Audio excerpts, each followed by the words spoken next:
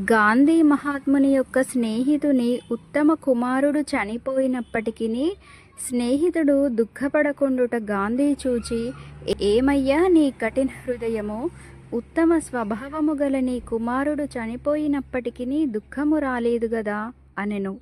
అప్పుడు స్నేహితుడు, ఏ దేవుడు నాకీ కుమారుడు ఇచ్చినాడో ఆ దేవుడే తీసుకొని పోయినాడు.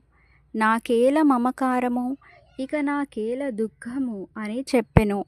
అప్పుడు గాంధీ ఆయన యొక్క నిర్మోహత్వమునకు ఆశ్చర్యపడెను. మెహర్ బాబా వారి అన్నగారు చనిపోయినప్పుడు ఒకరు ఇట్లు ప్రశ్నించిరి, స్వామీ, మీరు మీ అన్నగారు చనిపోయినను చింతగాని దుఃఖముగాని పొందరేమి? అప్పుడు బాబాగారు, నిద్రించియున్న మనిషిని చూచి మనము దుఃఖపడము. ఎందువలన అనగా అతడు మేల్కొనునని మనకు తెలియను గదా.